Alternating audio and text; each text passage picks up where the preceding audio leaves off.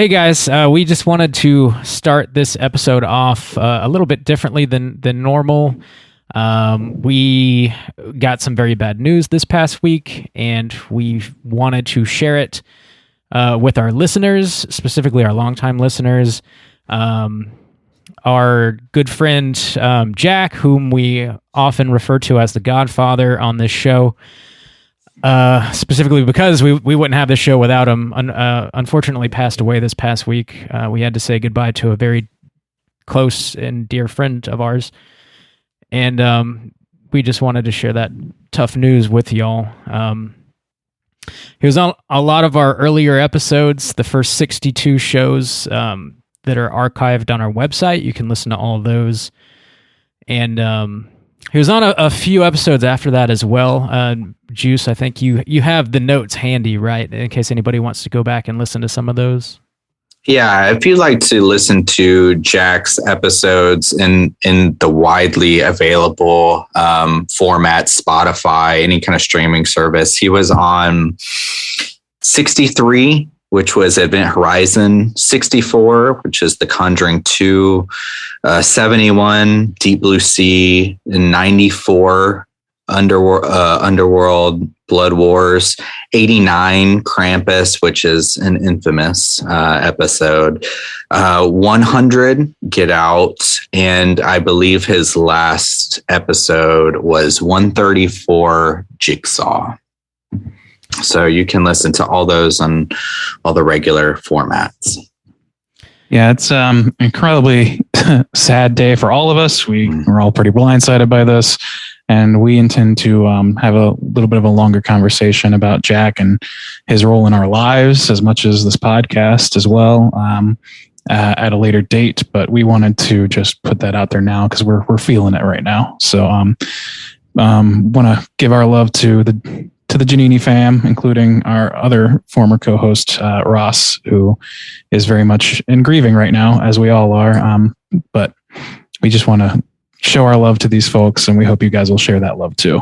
So, yeah, love absolutely. You, Jack. Love you, Jack. You definitely will be missed. Pour one out for our boy this week, and yeah, like Randy said, we'll do something a little more lengthy here in the coming future. So, keep your eyes open for that. Yeah, back to the regular scheduled programming. Thanks, guys.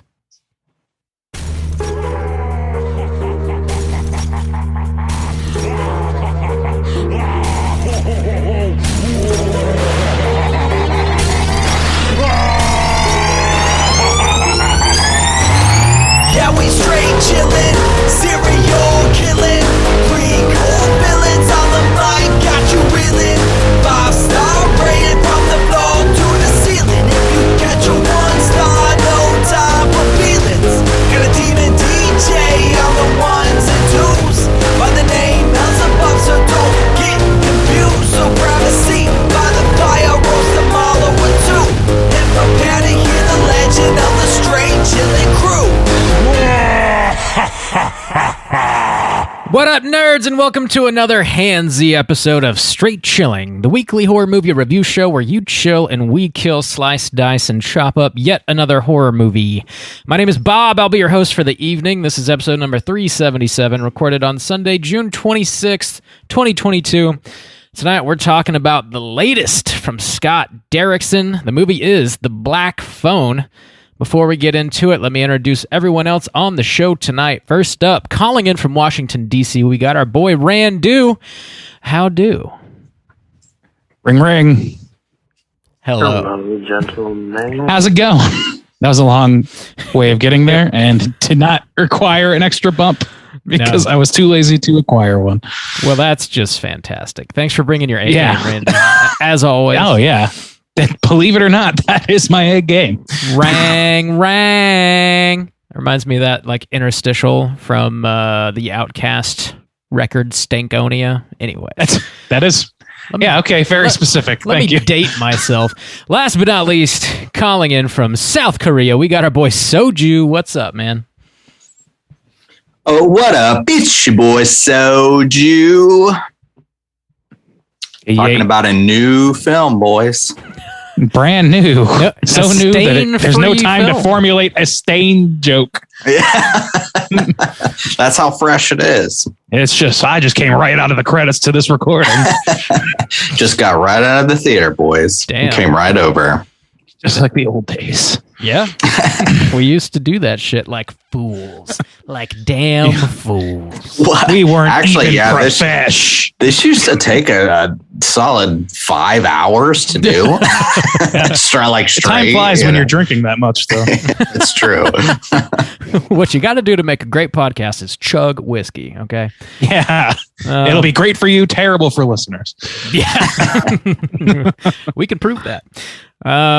Before we get into the main event, let's tackle some housekeeping, gentlemen. This is going to be your final reminder for the July poll pick, which is currently posted on our Patreon website. If you support us at the $5 level or above, you get the chance to vote on a movie we're talking about this July. The theme for July is Animals Run Amok. The movies to vote between are Lake Placid, Arachnophobia, and The Island of Dr. Moreau. Bob, tell me how those numbers are looking so far. Man, I think Lake Placid has this one wrapped up. Oh, shit. Okay. Yeah, The blood's in the water. it is far ahead of Arachnophobia and even further ahead of Dr. Moreau. Yeah. Take that, John Goodman. Yeah. I was going to say, let's not forget that around here that we take that as a personal affront to Mr. John Goodman. Mr. Goodman. Take that. Fuck you, John. Jeff Daniels, yeah, he's fine. Whatever. He's all right. Yeah, he'll live. Make sure you get your votes in before the 1st of July, which is going to be this Friday. And that means on the 1st of July, we got a brand new poll pick dropping. I'll go ahead and talk about it for a second. Our August poll pick dropping this Friday. The theme is going to be back to school. And the movies to vote between are Raw, Cherry Falls, and The Faculty. What? I specifically picked the Deftones music video. Yeah, we'll talk about that for an hour. Speaking of very specific dated things, Right. I live my life in y'all's past. in fairness, For some like, reason. it's The Faculty and Cherry Falls are on this list, so I guess we're living in that era. Yeah. The three movies stacked up together seems like a sexually driven Mad Lib of some kind. Right, I was can't figure out thinking what the it same means.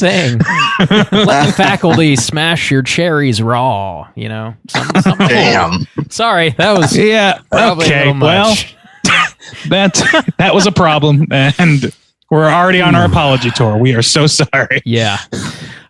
So yeah, that'll drop this Friday. We also dropped a brand new mini cast last Friday. If you support us at the $10 level or above, you get access to a whole back catalog of Patreon exclusive episodes. We dropped our 69th episode. Like nothing I'd ever smelled before in my life. 69. Wow. 69. Okay. 69, dude. How am I supposed to Thank you. deny such a heavy lead? Staring you down. Do the button. Juice was talking about Doctor Strange in the Multiverse of Madness. Whoa, we finally dipping our toe into the MCU. First it's all of money many, from I'm here sure. on. Yeah.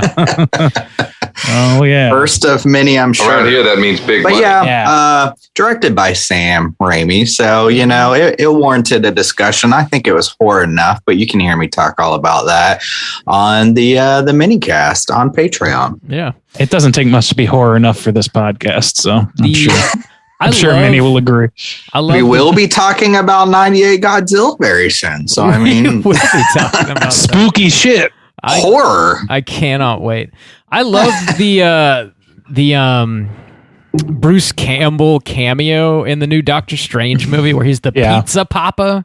Fucking love Oh, yeah. Pizza Papa always gets paid. Good shit. Check that out. What else we got here? We're dropping a new episode of Let's Get Physical Media this Tuesday. So at the time of you listening to this, the episode is already available. If you have any interest in collecting Blu-rays, 4Ks, DVDs, things of that nature, check out Let's Get Physical Media everywhere you get your podcasts. Mikey and I, we're talking about our May pickups. We've got like 25 movies or something like that we get into. A lot of A24 joints. No, total. Okay. I'm genuinely surprised by that answer. Crazy. Okay. Me too. Bob used to hit those numbers pretty reg back in the day. What's happening? Inflation's hitting the blue market hard. If they were willing to play ball at Spooky Empire, I mean, I would have had probably twice as much. But that dude was crazy, so we didn't buy anything from him. Did you just go to Spooky? Yeah. They had their summer Spooky last weekend. Okay. Well, I didn't realize, Bob. All right. Yeah. What else we got going on? So congratulations to everybody that grabbed a You Pick the Flick spot. We reopened the tier today. This is for the third quarter of the year. Brandon, Logan, Kelvin, Dongster Sam, and Alex, congratulations to all 5 of you. Oh boy, Dongster. The internet's a weird place. What is he gonna pick? Oh man. Finally the Bear Winch Project, I'm sure. I hope so. Finally. Oh, man. What are we gonna do once that's on the table, you know? Who told you that it isn't?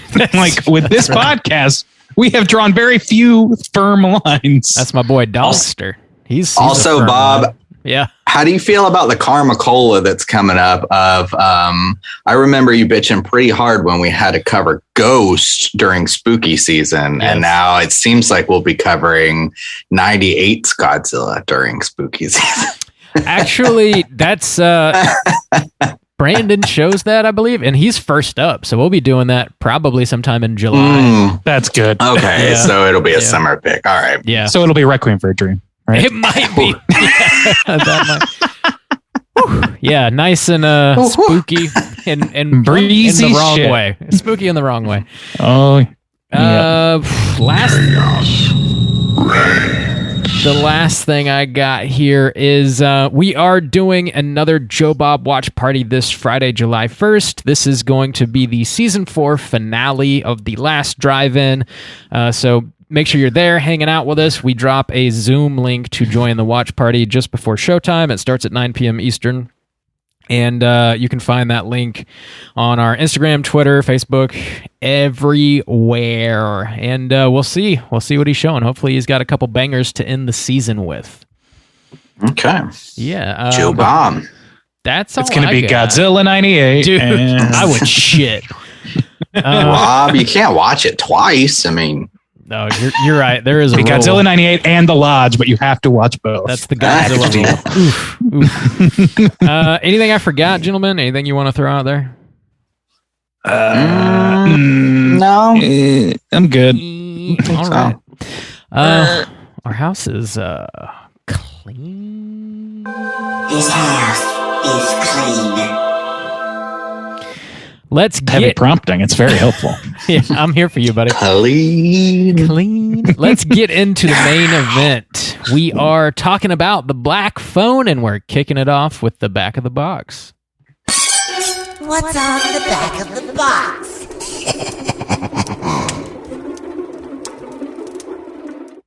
All right, the Black Phone. This is a new release, just dropped in theaters on Friday. Runtime of 1 hour and 43 minutes. This is based on a short story that was written by Joe Hill. The screenplay was written by Scott Derrickson and C. Robert Cargill. Directed by Scott Derrickson, stars Mason Thames, Madeleine McGraw, Ethan Hawke, who is frequently confused with Kevin Bacon these days, apparently. I thought it was Kevin Bacon. I know. You're not alone in that. You really aren't. Apparently not. That's come up several times. I even made the mistake after that because you infected my brain. I've been infected. The plot synopsis brought to us by IMDb is as follows. After being abducted by a child killer and locked in a soundproof basement, a 13-year-old boy starts receiving calls on a disconnected phone from the killer's previous victims. Gentle Mangs, This is a new release, so obviously a first-time watch for us. Would you recommend people check it out? Randy, kick us off. Yeah, so I think this movie is going to scratch an itch for people. I think it's going to be pretty widely liked, maybe not widely loved, but maybe widely loved. I don't know. I think it's got broad appeal is I guess what I'm aiming at here. So yeah, I would recommend it to most people. I think it's suitable for pretty much, I don't know, like pretty much any age past like 13 or 14. I think it's pretty okay for that stuff. Yeah, I recommend it. Right on. Juice, what about you? Yeah, I would recommend it. I think it's a pretty solid, new summer horror movie going watch. So yeah, go check that out. Bob, how do you feel? Yes, I definitely recommend this. Very pleasantly surprised. I've said this before. I thought the trailer for this movie was not particularly great. It didn't pique my interest exactly, and I was very pleasantly surprised by the movie when I actually got to see it. So I recommend it. Yeah, check it out. Like Randy said, broad appeal. I think very few people will walk away disappointed by this, I think. So yeah, not disappointed by this. Well, no, he doesn't think people are going to walk away disappointed. Correct. I don't. Okay. Gotcha. Sorry, I misheard that. I thought you said I think people are going to walk away disappointed. Like if you watch the trailer and you feel like that could be good, then you'll probably like it. Yeah. Fine. Yeah. Like it pretty much is what it's well advertised as what it is. I would say that's true. Even if Bob didn't like the trailer, I didn't like it. I didn't. I actually didn't either. I don't remember you saying that, but I didn't like the trailer either. Yeah, I never saw it, so so I saw it after the fact. It felt weak. You're weak. Watching Seinfeld. Sorry. Wow. Mr. Costanza's all over my brain. So yeah, sounds like a pretty solid recommendation from the Straight Chilling crew. Let's go ahead and drop that spoiler warning and get into the rest of the movie. Here we go.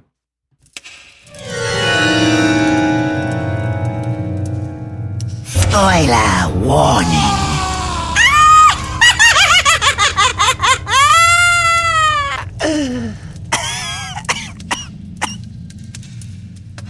Hit us with it, Bob.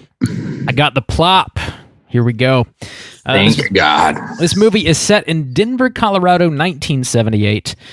Several children have gone missing at the hands of a mysterious kidnapper known only as the Grabber.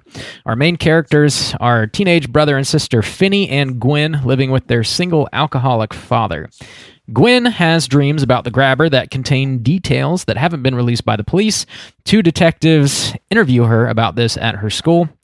The next morning, Gwen is beaten by her father as the detectives have visited him at work about the same thing. He tells her dreams don't mean anything, just like her mother's dreams didn't mean anything. After school, Gwen and Finney part ways. Finney is then abducted by the Grabber and locked in his soundproof basement with a disconnected black phone hanging on the wall. The phone rings, and when Finney answers, it is Bruce, his classmate who was previously abducted. Bruce tells Finney where to find a loose tile in the floor so he can start digging his way out. He does so. The Grabber eventually gives Finney some food and intentionally leaves the door unlocked. The phone rings again, and this time it's another kid, Billy, who lets him know the open door is just a trap and tells him not to go up the stairs. He also tells Finney where to find a cable that he hid. Finney grabs the cable and attempts to climb out through the window, but he's unsuccessful. The phone rings again. I lost my place. This time it's a kid named Griffin who tells Finney where a combination he scratched on the wall is, and that will unlock the door, the front door. The Grabber's left the basement door unlocked again. He walks up and finds out he's fallen asleep in his chair. Finney manages to get outside the house and is almost scot-free, but the Grabber's dog wakes him up, and Finney is captured once again. The phone rings again, and this time it is Vance, another kid who tells Finney to dig through the wall where he can climb out the back of a freezer and find some freedom. Finney does so, but the freezer's doors are latched and he cannot get out. The phone rings a final time. It is Robin who suggests Finney pack the phone with dirt and use it as a weapon. Gwen contacts the police and takes them to an address she saw in one of her dreams.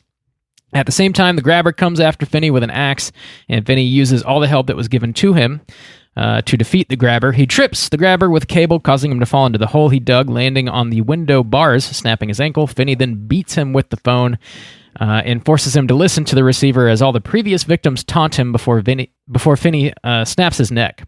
Finney throws a steak from the freezer to the grabber's dog to distract him, and he walks outside to meet his sister and the police, who are across the street investigating the house where the grabber has been burying his victims. Roll them credits. So there you go. Yeah. So we just talked about whether we recommend this movie, and we all generally agree that yes, we do. I do say that there's, to me, quite a few like nagging problems I have with it. Okay, I'm glad to hear that. Okay. Yeah, I did enjoy That's myself, good. and like ultimately, I think that this is a good popcorn horror movie. Mm-hmm. Okay, like, this is an entertaining movie. There's like some plot problems, I think, or some like I can't decide whether this movie does too much exposition or not enough. I really oscillate between those two opinions constantly, because at times, like say the very end, where we're doing the pan out from the street where the cops are giving a press conference and just laying it all out there, like it turns out that the guy had a house across the street and also buried the bodies, like giving like the beat for beat things that we already kind of know too. And like really laying them out there. And I'm like, this feels way expository, like for the people in the back who aren't quite getting it.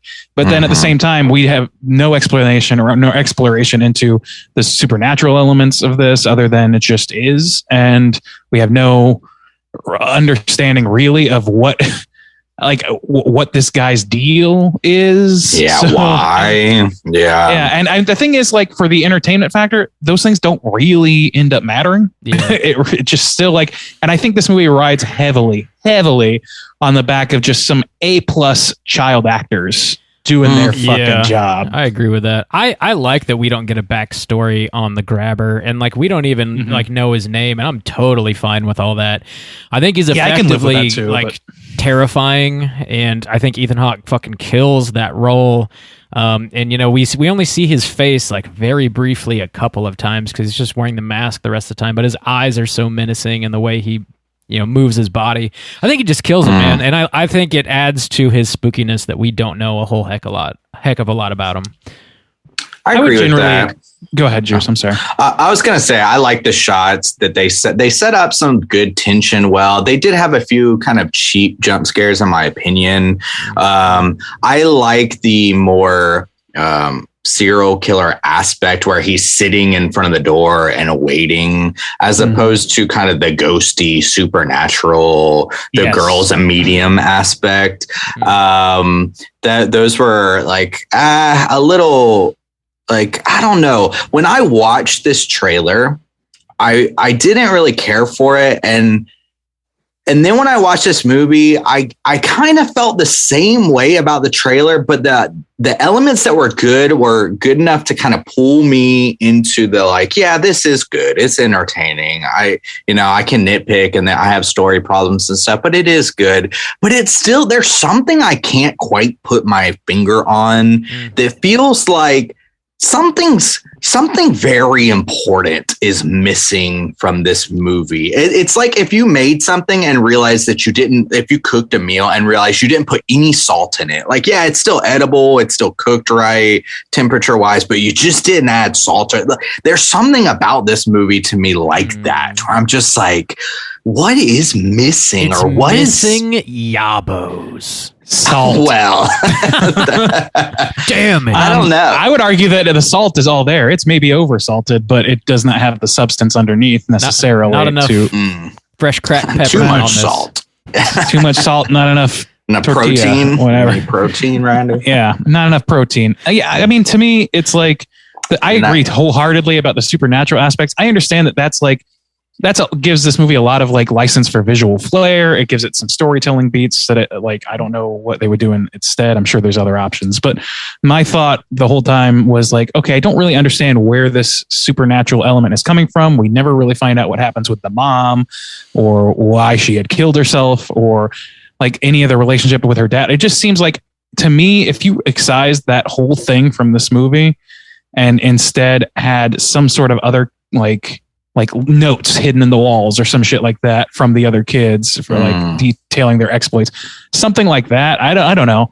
To me, like the compelling part is this kid is trying to escape. It's an escape movie. It's like, I don't particularly see like thematically what is being gained by having that element in there. I actually agree with that. And as you're speaking, I'm thinking to myself, one of the things that really kind of stood out strong, Rob was saying the child acting, but also there's some heart here. And so, the brother and sister aspect, it's even specifically stated out. And I wish, I was as close with my sister as you are. So a little too on the nose there, but that really was the heart of this film. However, I'm thinking to myself now, I kind of almost would have preferred if the medium aspect wasn't there, because it really didn't actually affect the end story. And I kind of wish they cut that out. And instead, above all odds, this little girl kind of plays detective, she's so dedicated to her brother. You could even have her dad discouraging her, it's not safe to go out there. You need to stay home. The cops just aren't doing it. And she's looking around, and you could come to the same conclusion. She comes to the house and she's like, my brother's in there, call the cops, you guys show up or whatever. I think that would have worked better and left a lot less question marks. The only downside to that is that you don't get the ghostly apparitions, which offer a lot of like cool jump scares. I think the jump scares in this were effective. Like I jumped. Yeah, I saw this movie twice, and both times they got me. So that speaks, and it's been a while since people have relied, or I've seen a movie that capably relied on the jump scare in recent years because it's so maligned nowadays. Yeah, not without good reason. But anyway, all that aside, I agree with you, Juice, that it's like, I feel like if you want to have a supernatural element, why not have these kids have a telepathic link of some kind or something, and then let the girl do the detective work to figure things out, and the boy be able to feed her tidbits, and then vice versa. She feeds him tidbits about, if you look in certain wall sockets, you can find this you can use as a rope or something like that. Like, I don't know. Like, I feel like there's what they did. Just I'm unclear why. Like why narratively that was the case. Like, these kids are just abused kids. Jeremy Davies beats the shit out of that little girl. It's very hard to watch, actually. Maybe the hardest part of the movie to watch. And it's like, because his wife killed herself and she has like dreams. Like, I just don't know what they're going for with that, besides just I get for that. The story. Yeah, I mean, that narrative beat makes sense. The dad is mourning. Has become an alcoholic. He's trying his. I just don't know what's in service to. Yeah, I don't either. I kind of agree with that, and I just, it's hard. It's hard too, because I keep coming up with these critiques, and like some of these films do, they have this kind of shield built around them, where this is based off of a short story. And so I think one of the things I wanted to critique too about the trailer, and how I still kind of feel about this, which is difficult, but in some ways I couldn't just help think this feels like that last 15-minute beat of Coraline, where she's talking to ghosts and they help her solve the problem. Okay, Coraline, in the same way that you were kind of talking about Possum recently of, the Babadook, I feel like this has really influenced this. I couldn't get that out of my mind. I couldn't get the idea of these ghosts helping the girl solve the problem in order to free their spirits or whatever. It would just bring me back to Coraline. But I was looking, and Coraline was made in 2009. The short story was written in 2004. Now, I haven't read the short story, so I don't know how loyal they were, but I'm like, okay, well, you can't knock that, but I would, like, from a film standpoint, I want to, and in the same way, if they're sticking to the short story and they're saying, oh, well, that's just how it was written, it's like, that's fine, but I also want to kind of critique the film for it as well. It's kind of difficult sometimes. From what I understand, the short story was essentially the second act of this, and they had to build out the beginning and the end of it, really, to make it like second act. You mean like post grab? You mean like he's already in the basement? I think so. Okay. It might start from when he was grabbed. I don't know. I haven't read it. Probably should have. But I think it's primarily about the ghosty kids helping this kid get out of the basement, basically. Skeleton twins. Okay. By the way, Coraline, I don't remember the book or the movie well enough to like comment on the connection between Coraline and this movie, but I can tell you that Coraline, the novel, the book, came out in 2002.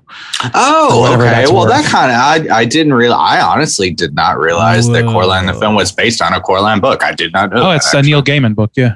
Oh, okay. Well, then I feel a little more justified. But then again, like all that said, like, I don't know that that's necessarily like something that's tied to, I think maybe that's like trope more than it is copying. Yeah, but it could be. I don't know. I'm kind of in the same area as you, Juice. Like, there are things about this movie that made me feel like, okay, well, I'm enjoying myself, but I don't know what they're driving at. I felt that a lot. Like, I didn't know like what the substance underneath was supposed to be. If there was supposed to be that, then it really seemed like it was going for some sort of something to me. Mm-hmm. As opposed to something like, A Nightmare on Elm Street Part 9 or some shit, like something that's way deep down the line where, it's just about spectacle. This movie didn't feel like it was going for just spectacle to me. It felt like it was going for a human. Only like thing that really happened was it became a revenge tale, which is fine, but it just doesn't really it doesn't necessarily justify the blend of supernatural and like true crime aspects. I was just so much more interested in the grabber and his operating procedures and his mind or whatever and all that stuff than I was, the ability to see your dreams. And we never I don't know. I think we did get to see into the dreams. It was just kind of strange. And Scott Derrickson's thing, like that he typically plays with, is introducing some sort of like spirituality into his movies and the characters in his movies. He was like a very devout Christian. I guess when he was younger, he went to Biola University, which is a private Christian school in California. And I think after he graduated from that college, he sort of had a bit of a turn where he I think separated himself from Christianity, but remained like very spiritual. I was listening to an interview with him that I found to be very interesting. And I pulled a quote that I think sort of gets at kind of what this movie is doing and maybe where it fails a little bit. But he says he can't spirituality from art. And I guess the intersection of those two things often lies in the horrific, and that kind of like sums up this movie and a lot of his other movies, like Sinister, Deliver Us from Evil is another one that he did, and they all kind of have this through line of sort of spirituality. It's not like outright Christianity. Like in this movie, the little girl does pray to Jesus, but she also like questions him in a very hilarious way, where she's like, "Dear Jesus, what the fuck?"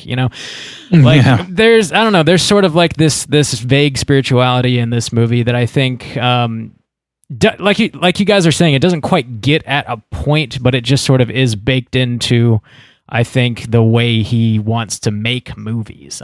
Which I don't know that that's necessarily good or bad, but he did that too. I was just looking. He did The Exorcism of Emily Rose, and he did kind of a similar type of thing where a religious person who is very kind of devout gets possessed. So, and starts to question, why is this happening to me? But the problem is, in that aspect, is it wasn't the character we were following. So when it's kind of a side character and it doesn't necessarily lead to anything, it then feels structurally kind of weak. Disjointed. Well, I mean, he does, like our main character, Finney, like the sheer fact that he gets those phone calls means that he's connected to the supernatural at that point. Mm-hmm. And I think that like what is being said, unless he imagined it, I guess, unless you have another explanation. Well, that's a problem I have with this film, because I think the first phone call that he gets mentions, so this was really bothered me actually, because they take the time to mention it.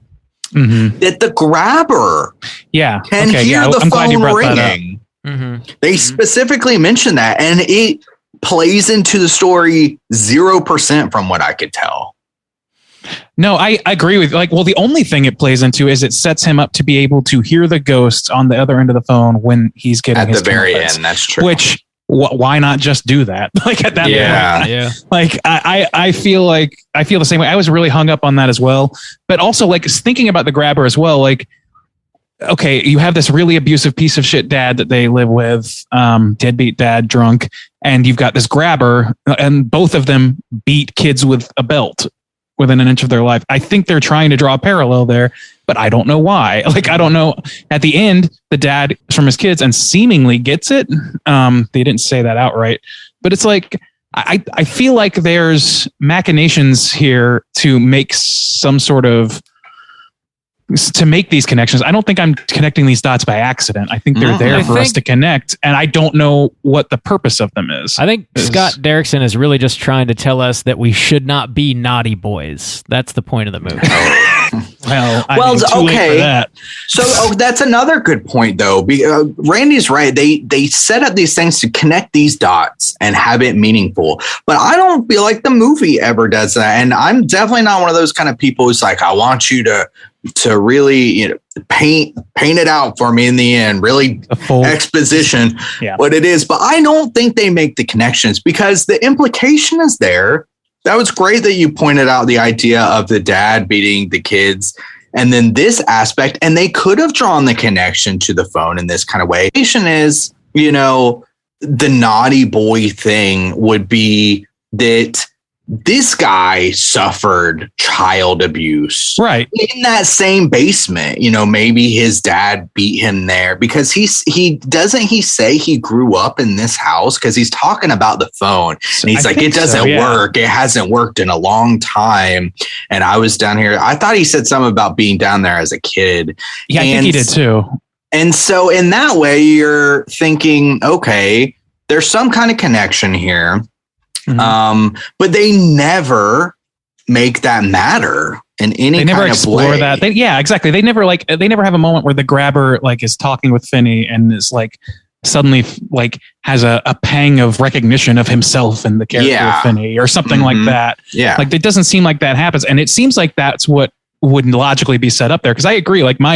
My takeaway from that was the same, where it's like, okay, well, this is maybe a story about how abuse is cyclical and how, an abused child becomes an abuser and maybe even worse. And you've got this brother, these two brothers, two siblings, just like him and his sister, who at least one of them, at least the grabber himself, has some sort of connection with the supernatural. If he's able to hear the ringing of the phone, he's just rejecting it. That's what the ghosts say, is he just pretends it doesn't happen or some shit like that. So he's rejecting his spirituality, and that's what causes him a fall from grace, I guess. But I don't know. I really feel like I'm doing the extra work there. I agree. Yeah. What did you guys think about the mask design in this movie? Fantastic. Yeah. No complaint. Tom Savini. It's a little sorry, go ahead. I would say Tom Savini designed it. And I guess he had some sort of rule, his one rule, he's worked on so many different horror movies, but I guess he didn't want to work on a movie where children specifically were exploited, which is definitely the case in this movie. But I guess after he read the whole script and, saw in the end where these kids are sort of helping, take power back and liberate this last kid that straight up murders the grabber, he felt all right working on the movie, so he made this mask design. I love it, man. I love how it's two pieces and you can swap out the mouth and make him look happy or sad. It's Mr. Whatever. Potato Head. Yeah. I like that too. Yeah. And I think it... Oh, go ahead. Go ahead. I like... Okay, choose. You go. Okay. Well, I really like the design, and they use it well in a couple moments, especially when he was in the shadows that one time and he comes out, it's got the frown on it and stuff like that. The one that has no mouth, but still is a piece or whatever. Yeah. It was very well designed. And I liked in the end where he was ultimately affected by being seen by his victim. But that felt a little bit like a hole too, because I need to understand why, because obviously this man lives out in society. People see him without this mask on all the time. He has this severe reaction at the very end when the victim sees his face, but I don't think that was set up well, and I don't think there's any kind of good explanation surrounding that. It was just something that happened. And so I think in the way that Rob said, I don't want to know the backstory of this grabber. I don't necessarily either. I think it's always good to leave a mystery around a character like this that's so distinct in their physical design.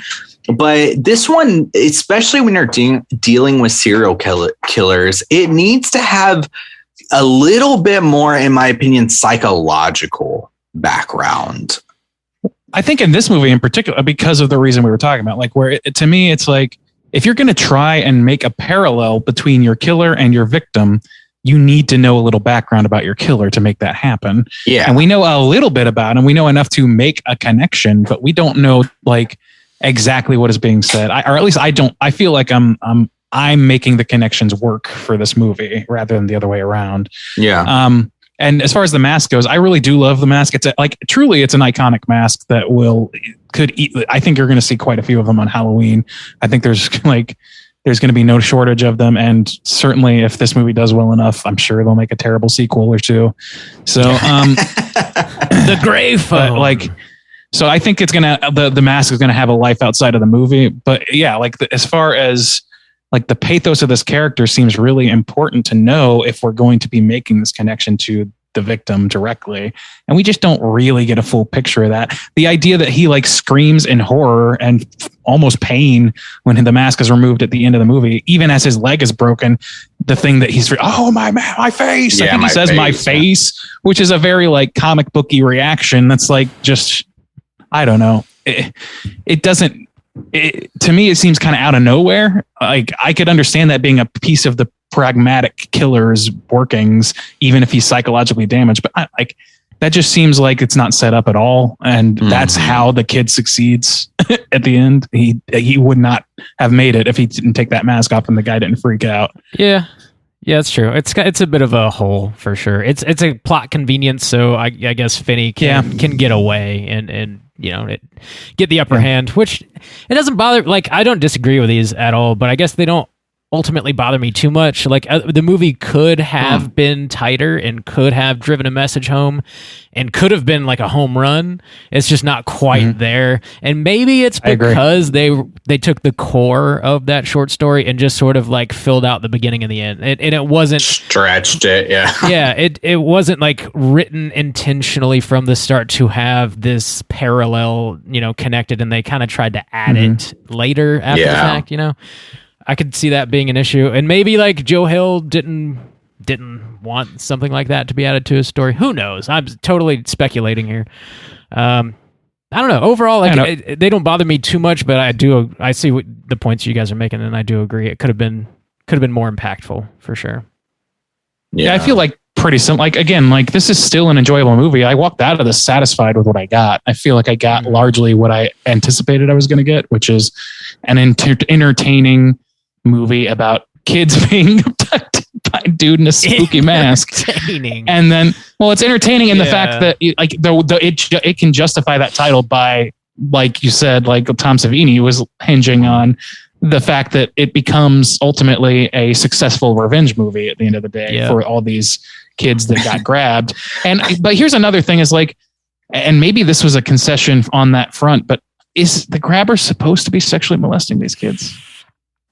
I don't know, man. It's really vague. I don't know. Because there is that one moment where Finn wakes up and the grabber's just watching him sleep, and he's like, "What the hell are you doing?" He's like, "I just wanted to look at you," and it's like it's pretty creepy. So like I don't know, maybe, but that's the thing is like if it wasn't for that scene, I could be like, okay, so this guy, it's really just more violence based. It's more, it's not about like getting, at least not like directly sexual. It's sexual. It's just related to his brain. It seems kind of sexual.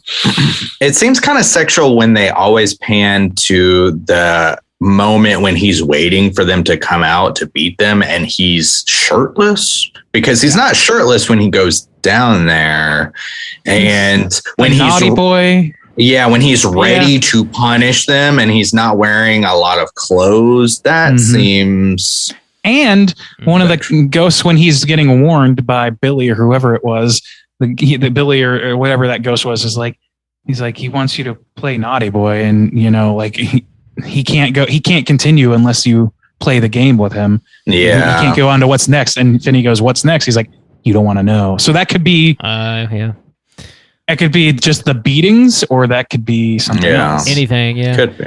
I love Ethan Hawke's voice that he does with this character, because it sort of goes back and forth between this like very like high-pitched whimsical kind of like squirrely voice, and then he'll drop down to this like very low like growly gravelly type thing, and kind of goes back and forth between them. It's like really menacing the way he portrays this character. I love it. Also, I love like the town that they live in. Like the whole like town just feels like, you know, middle America, like very lived in, very grounded. These kids are fucking ruthless, but also like believable at the same time. They're like latchkey kids kind of taking care of themselves, riding their bikes in the streets and stuff. It just feels like very grounded. The neighborhood like feels like a real ass neighborhood to me, which I really liked. Yeah, it feels like the 70s, like as far as I can tell from somebody who didn't live it. To me, it feels very much like what I imagine that to be like for a kid in middle America, and right down to like the way the kids are talking and whatever. Like there's a few like verbal cues that make me feel like, well, that's a little bit of a modern phrase or something like that. The fart knocker drop. I don't know if fart knocker. I have no idea the longevity. I don't know the etymology of fart. What's the etymology of fart knocker? But like I can't remember what it was, but there was one thing in particular, or maybe two, where I was like, that seems like something that is like a more modern parlance thing. But still, like, nevertheless, like for the most part, the way these kids talk, I remember I was thinking in this movie about Summer of '84, which is a movie that I didn't particularly love. But one of the big things there, my sticking points for me is like, man, these kids are cursing like an adult curses, and not like they think, and this doesn't feel like kids testing the water. It seems like an adult writer writing curse words for kids to say. And that's what this movie succeeds at, is it felt to me like the level of vulgarity that kids in this time and place would be adept at, and that seemed naturally to offshoot from them, and they knew they were transgressing when they did it. So I don't know. I like those things made it feel really like lived in, like you said, in my opinion. The attitude, there's a couple moments in here where I felt a little eye rolly with how the dialogue, since you brought up how it's written in the dialogue, a couple times was with the girl and how it was delivered. And then also too with the brother and the cocaine. This was almost kind of like a Bon Me type moment, or it really did remind me of the comedy elements they tried to infuse in that Halloween movie. Halloween, oh God, what did the first one? 2018. Yeah. 2018.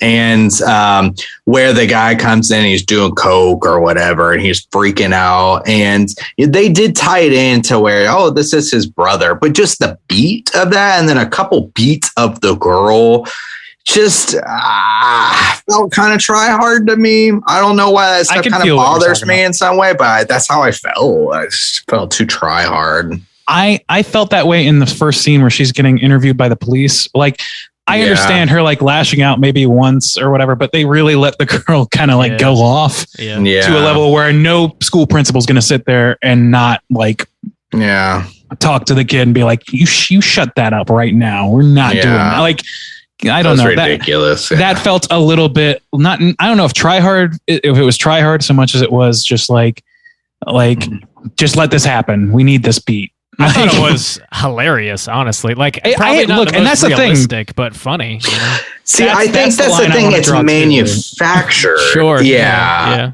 It's a little bit hollow feeling, but it still is entertaining for just on nuts and bolts of what's being said. It is hilarious to see a kid play to a police officer. That's the thing. I feel like Marvel has opened up this floodgate of where, because the people know that they're going to get these ridiculous quips now ever since fucking Josh Whedon came in. And Josh Whedon's. Yeah.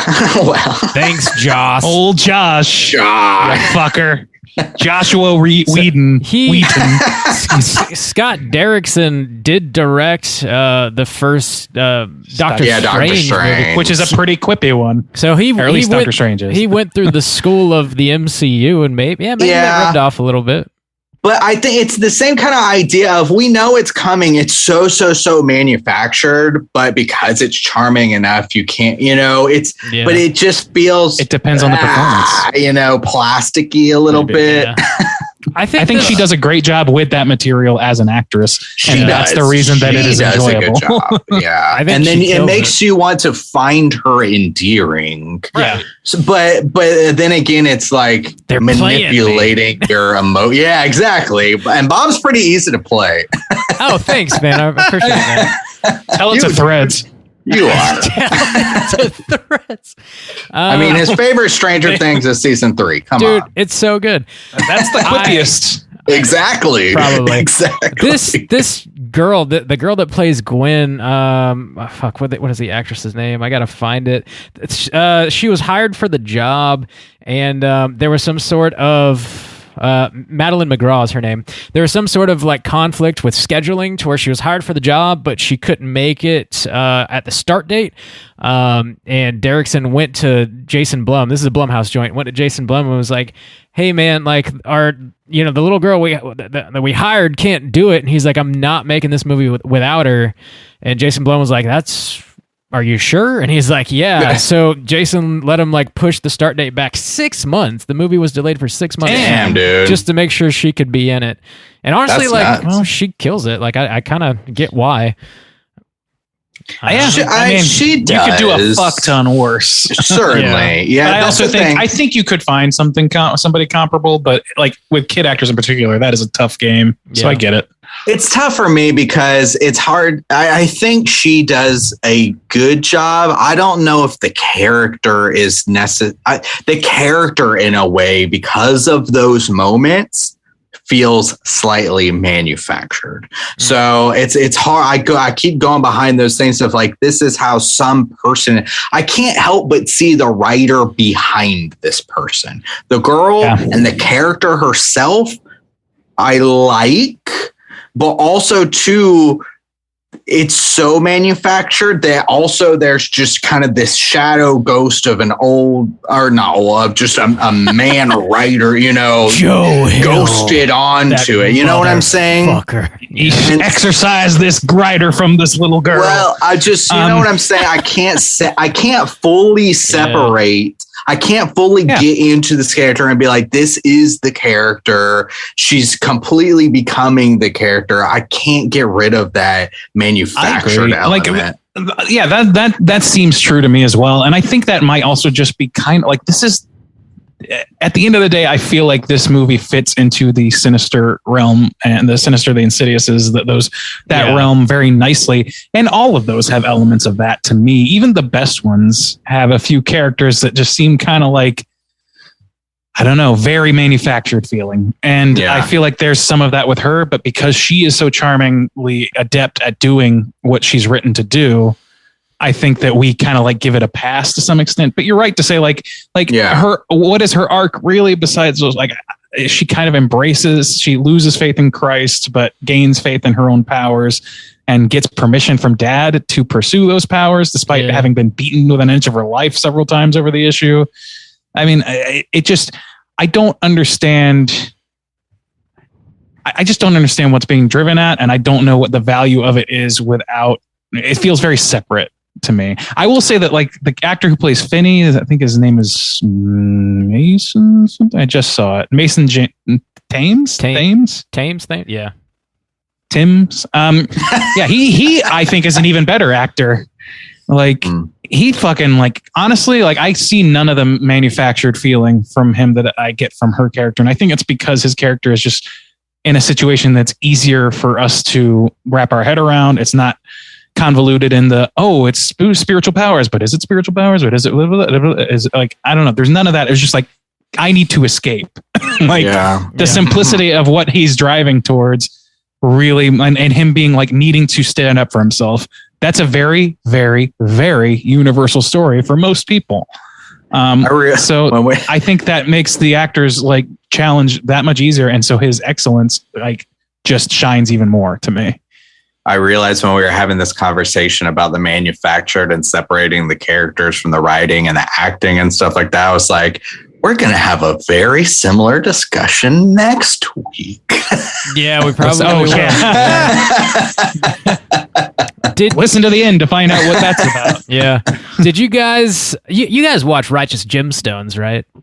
Yeah. A few episodes, but not all the way. No. Oh, you probably wouldn't have picked up on this. Juice, you might have. The character Moose, who's the kid that gets the absolute shit beaten out of him at the beginning of the movie. Okay, yeah. The kind of bigger bully kid. He is in the Righteous Gemstones. He's Danny McBride. Whenever they do a flashback and he's younger, he's played by this guy.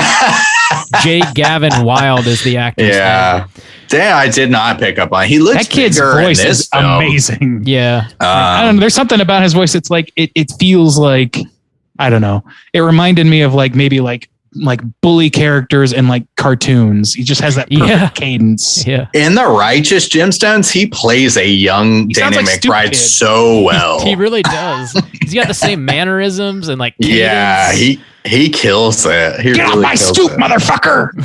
Like that sort of shit. Like, I don't know. Yeah, that's cool. I didn't pick up on that. I really liked the, we don't get a lot of the other victims, and I thought that was something maybe else we could have experienced. Yeah. But I like the Kung Fu kid, the little bit that we got from him. Yeah, he was cool. That was a nice little kind of relationship that they had. Love Texas Chainsaw Massacre. But even, that was kind of part of it too of, the other kids' elements.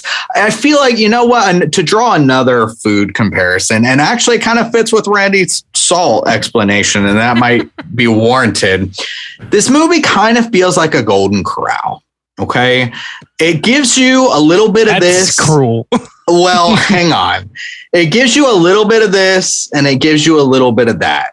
And while the meal is, you can get some really good elements out of it, it ultimately feels like I wish I would have just had this one good meal over here. I wish I could have focused on this one instead of trying to have a couple different things. So, I think the paranormal aspect hinders or cuts away some of the kid kidnapping aspects or the serial killer aspect, developing that more. And I think that some of the other elements don't leave enough time to fully develop out the paranormal aspect. What's up with this phone? Can the guy hear it? And those kinds of things. Is it brought on by trauma? Maybe because these kids have been beaten by their dad, their mom killed herself. Did this guy experience some kind of thing? And that's kind of what inspired when they were young. But we don't know because neither one of these aspects is fully developed. They want to give you a little bit of elements of this, and they're good. And they want to give you a little bit of elements of this, they're good. But maybe they're a little filled out with salt and a little not unfocused. Quite. They're just not like the Golden Corral. It's just more like the for those- Sizzler. I'll give it the For Sizzler. those- you get a For steak. those who we do have listeners outside of the deep south of the United States. So Me, for Ryan, those wondering, a Quincy. Golden Corral is essentially a It's a feeding buffet trough joint. for people.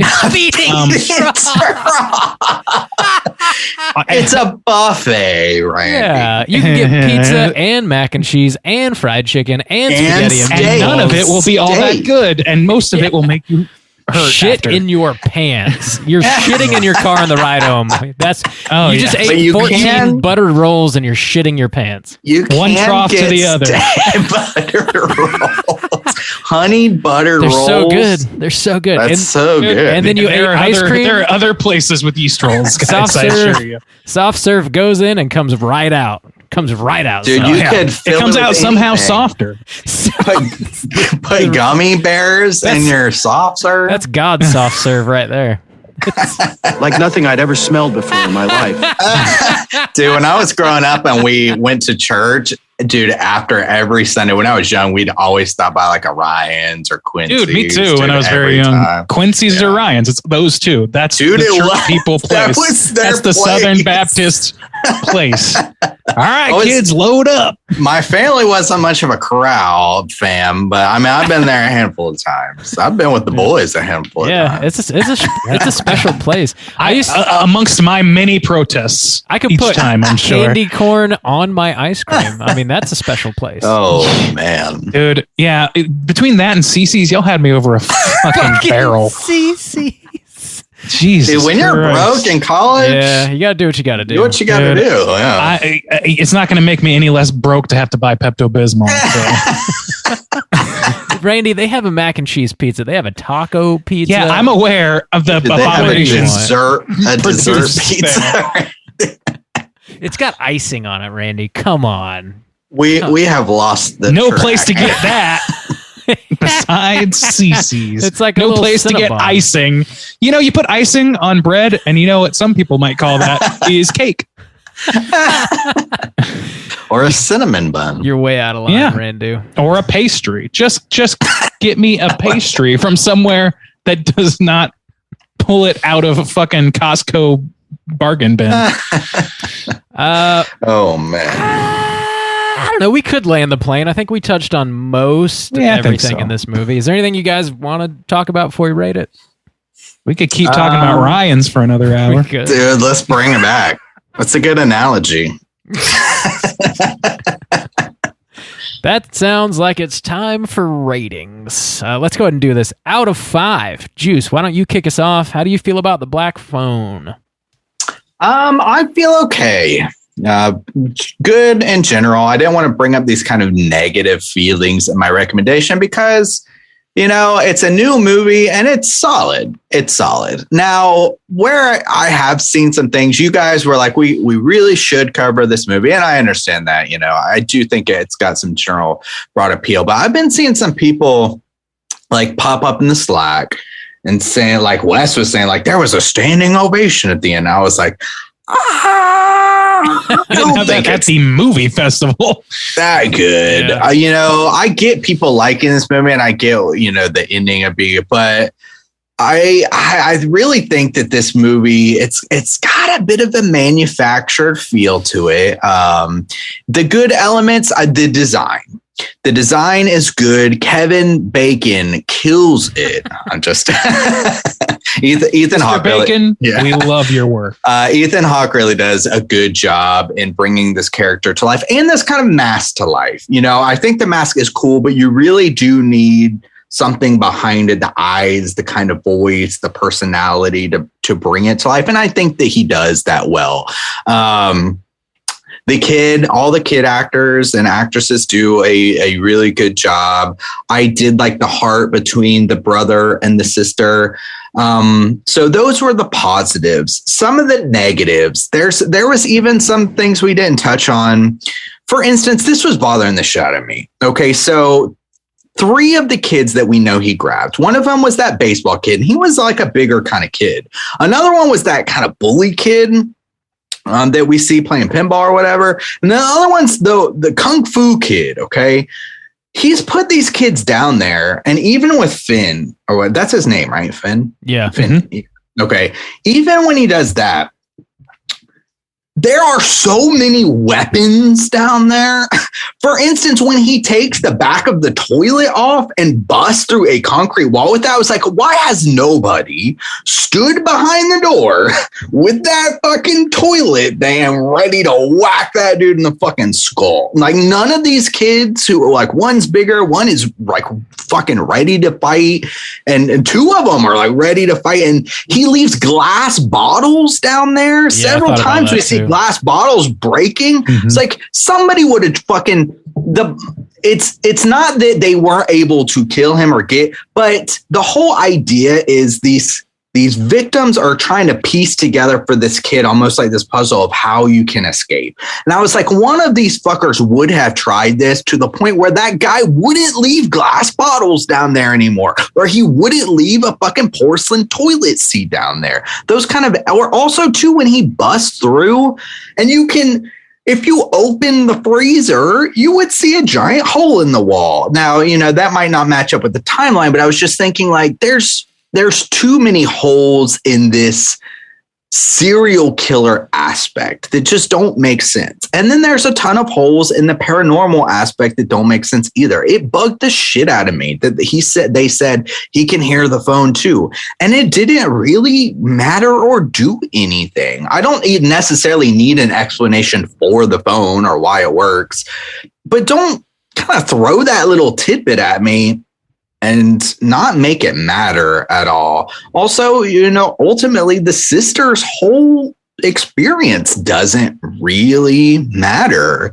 It does give us some cool visuals and windows into the victims and stuff like that, but I don't know. There's just, this thing is full of holes. And while it's just a general, like, decent viewing, to think about it kind of bugs the shit out of me. So I'm gonna give it a 3 out of 5. It's still gonna land on a positive. I don't think it's gonna be split, but it is seriously capped. It's very capped. And so yeah, 3 out of 5 for me. Bo Bear, out of 5. How do you feel about the big black phone of time? The big black phone of time. I feel overall pretty positive about it. I think the acting, specifically from these kids, is amazing. Ethan Hawke does a great job, even though we can't see his face.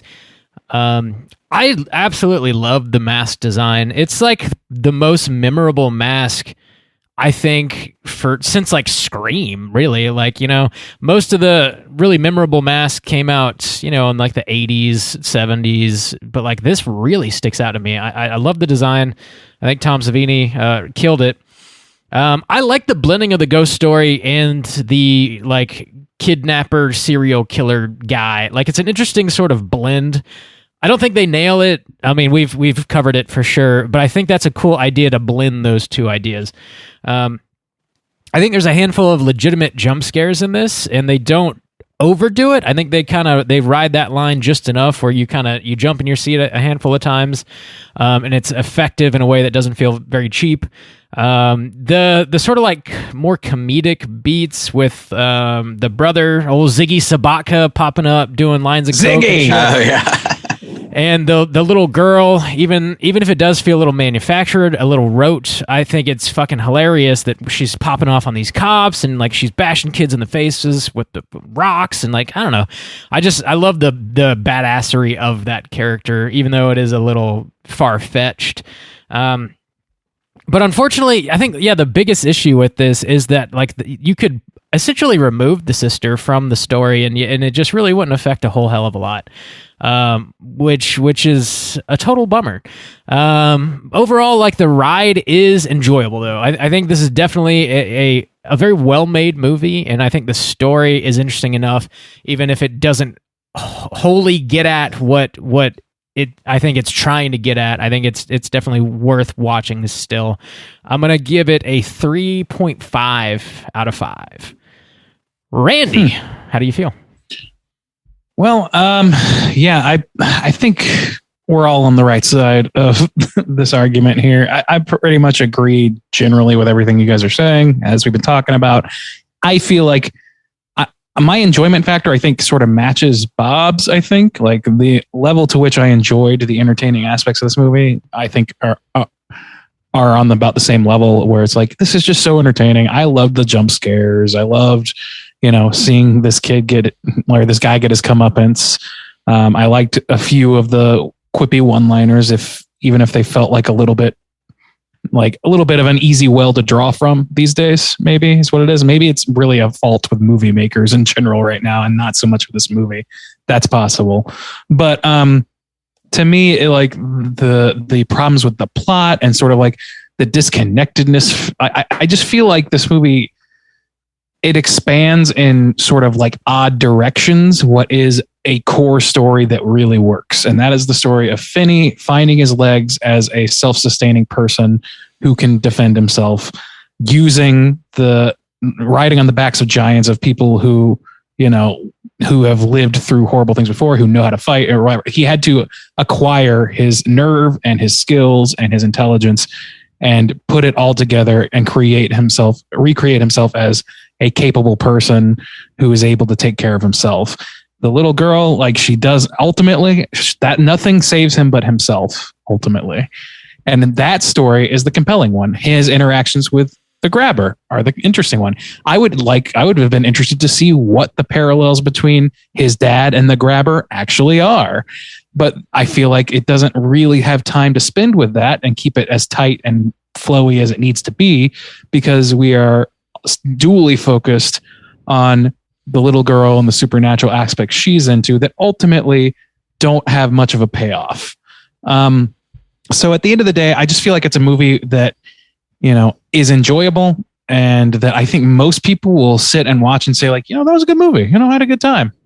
I think it's broadly appealing in that it is pretty much what you expect to see from a horror movie, but done relatively capably. But it has its drawbacks, and those drawbacks, for somebody who is looking at movies the way we do, it kind of leaves a little bit of a stain on it for me. Not a juice stain, though, of course. So ultimately, I think I'm going to live on the same plane as Justin and give it a 3.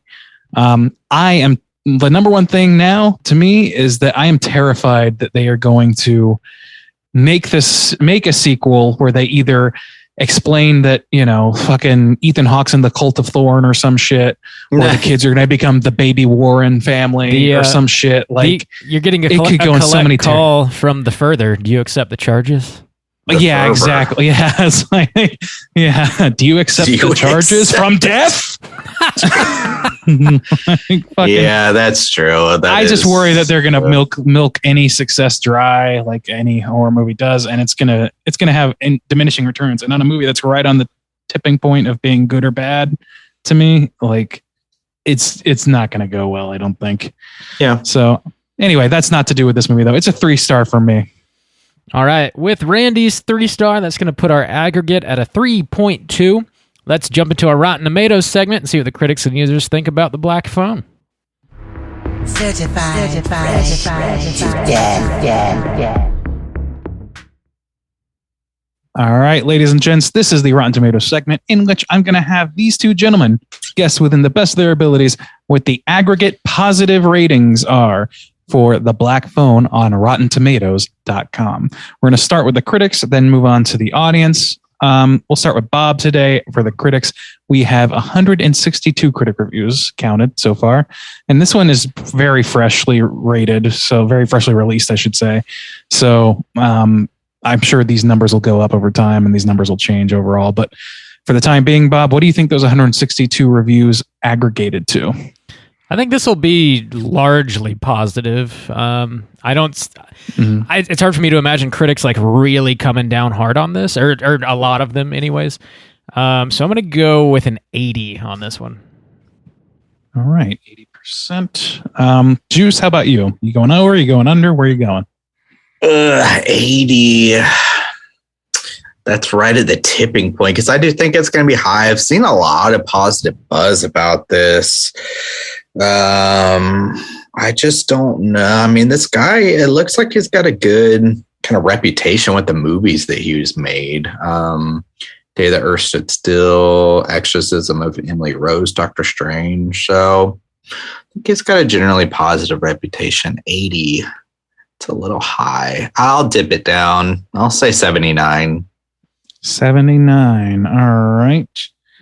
Well, Bob, congratulations on your big win. It's an 85% certified fresh. Yeah. Let me get that hell ski. Hell ski. Oh, no. Don't make me say. Don't make me say the phrase I invented. Oh. Yeah. All right, Juice, we're going to start with you for our audience score, our user score. There are over 1,000 plus verified ratings on Rotten Tomatoes right now. What do you think that those 1,000 plus reviews aggregate to? I'm going to take it to the moon. Fuck it. People seem to be all over this movie, digging it. So I'll take the same. I'll say 85. 85. Okay. Bob, how about you? Bucket to the moon, bro. To the moon. Ethan Hawke's flying straight to the moon, bro.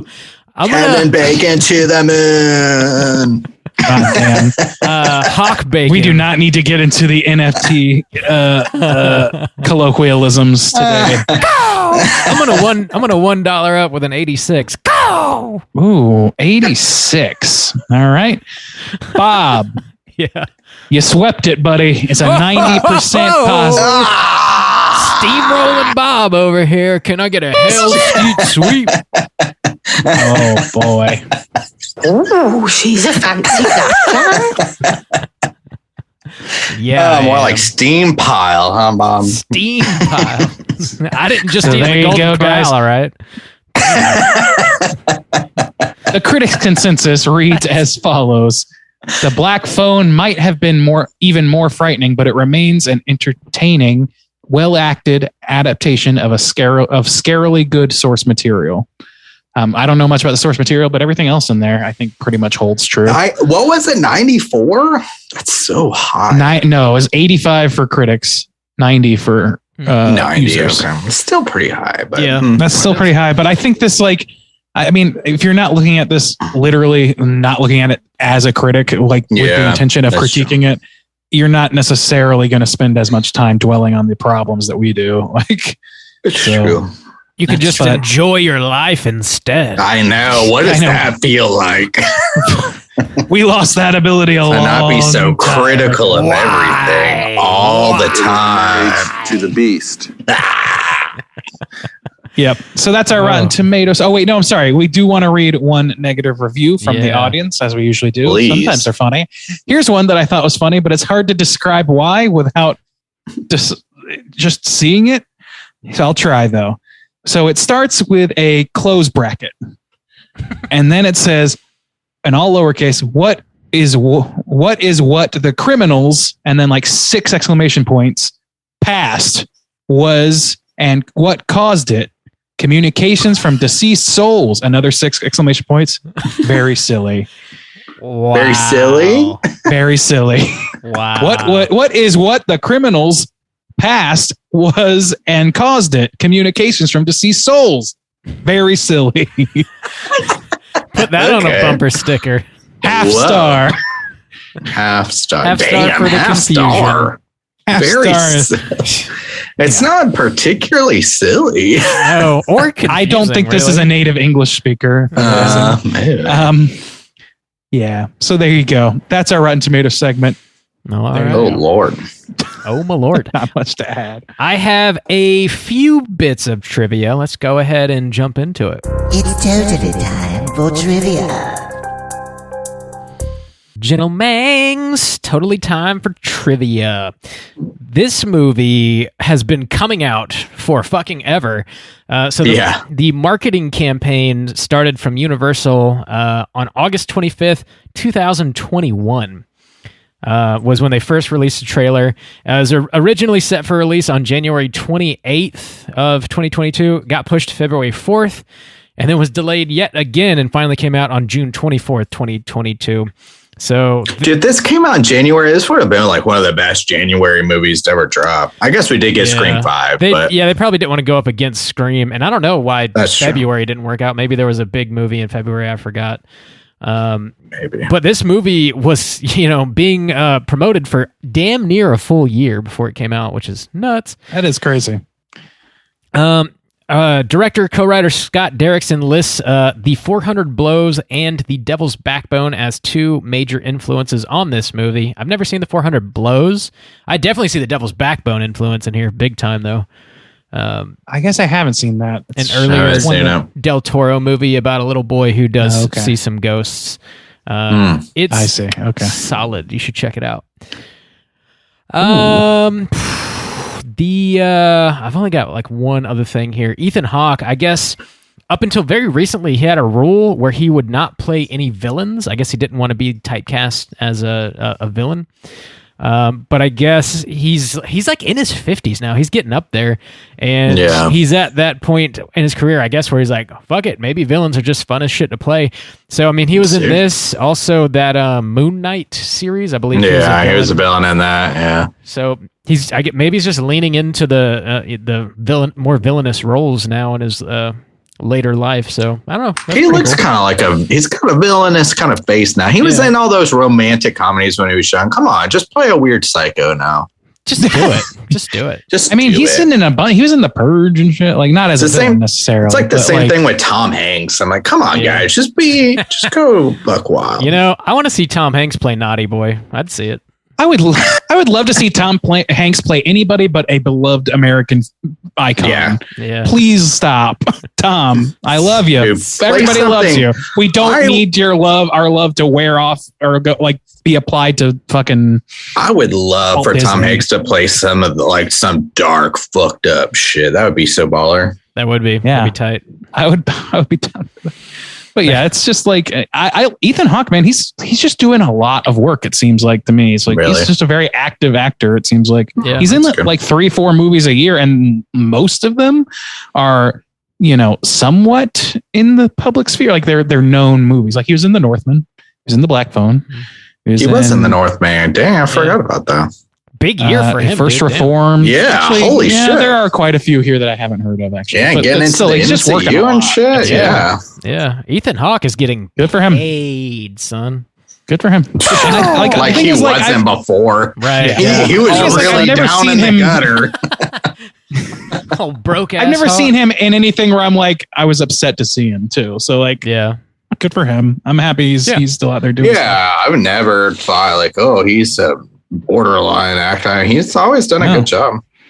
Yeah, he's just not Naughty like ever a boy. guy that I like. That is like top of mind when I think of great actors. But he's like got the repertoire of one. Yeah. He did those midnight movies that were really good. I remember I had to watch at least one or two of them in some of my English class in college because they're literally just people walking and talking. There's no, as far as the movie goes, it's all about dialogue, but the setting kind of plays a big aspect too. But it's also romantic, so it's just they're interesting movies if you've never seen those. Never have. Nope. Like Before Sunrise, Before Midnight, I think. I've heard Before of those. Sunset or whatever. Yeah, they're interesting. Reality Bites. Not a fan of that one. Yeah, it does. That is all the trivia I had. It is, of course, time to talk Cooter of the Week. Straight chillin'. Cooter of the week.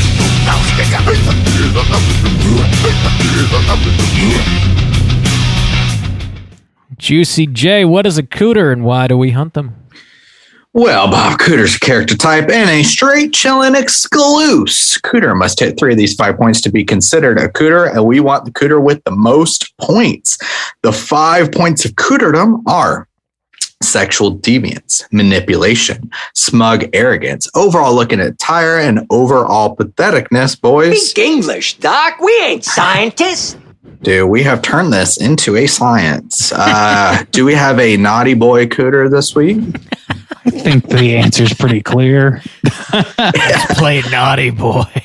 All right, Let's play Naughty Boy here and figure out. Let's spin the wheel. What point is he going to hit first?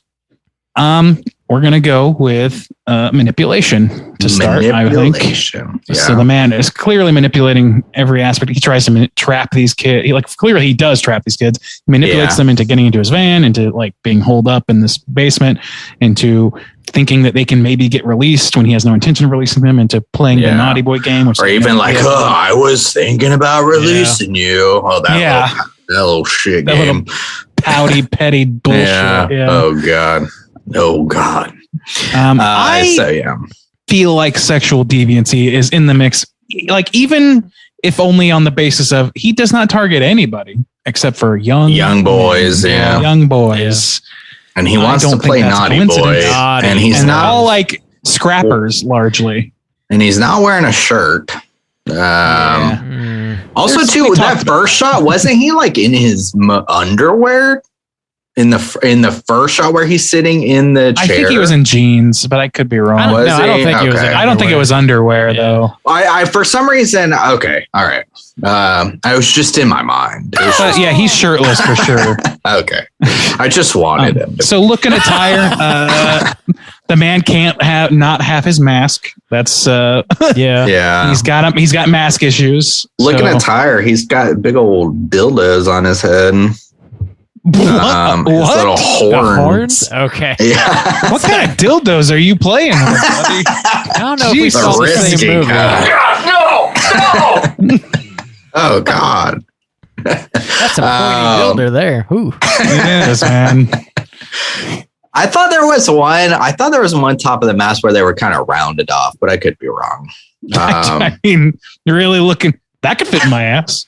Oh yeah, okay. I think that could fit. Oh yeah. We're going to get done, dude! I see what he's going with there. I see what you're putting down. All right. So I would then go to patheticness because, man, like, and like if you need the moment that proves it, like I think it's littered throughout, but the losing of the mask, boy, Yeah. you know, it's not a good look, guy. You don't look too capable when you can't handle losing your mask. He also like murders his brother in a second. Like doesn't even think about it, man. Like that's and then he pretty blames. fucking sad. Oh, that's another manipulation point too. He's like, look what you made me do. Like that classic. Yeah, moment. that's true. Yeah. That's true. Yeah, I'm trying to think. He's also dressed as a fucking magician, which is and he's got a rape band. I'm trying to say, like, would that be looking attire? Can you attribute the rape band to anything? The magician's outfit is pretty goofy. It says abracadabra on the side. Yeah. I think it's all package deal. Okay, all right. Little bit of pathetic, little bit of looking attire. I like that you like. Another thing that I kind of was bummed that they teased and were like, "Oh, this is an aspect," but they didn't do was the black balloons. Yeah, you know that just kind of seems like black balloons, but it didn't really have a huge real missed presence. Opportunity for Goo Goo Dolls needle drop, of course. Although, by the way, this is one thing I do want to call out as a positive. The needle drop. Them you guys are really doing the song justice. The old Googe Dolls. Gotta do it justice. They're spinning. No, the needle drop for Great Gig in the Sky, I think it was that Pink Floyd needle drop was pretty great. That was. I love the use of that. It was like it's a perfect for the setting and everything else, and maybe a little bit distracting, you could argue, but I think it was entertaining. I love that. Yeah. I wonder how much they had to pay to get that shit. Like, I can't. Oh my God. Yeah. Whew. Yeah. It would be a lot. I bet the Gooch Dolls would be way more affordable. Baby. Around here, that means big money.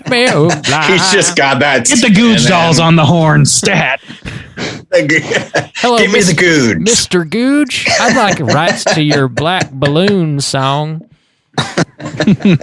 Mr. Gooch. Mr. Gooch. I'll write you a check for $69 right now. Oh, wow. Damn. You can go to the Golden Crown and turn your shorts brown. Damn. Dude, you could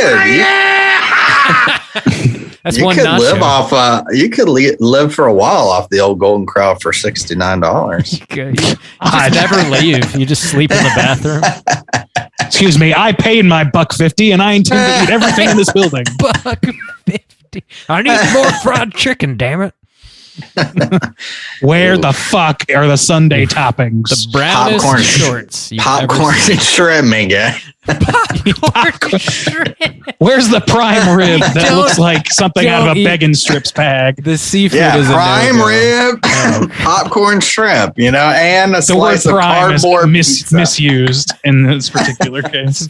That fish has been under the heat lamp for 16 hours. Don't eat it. Because nobody wants the fish. Oh, God. It's either halibut or rainbow trout. It doesn't matter. Just have some.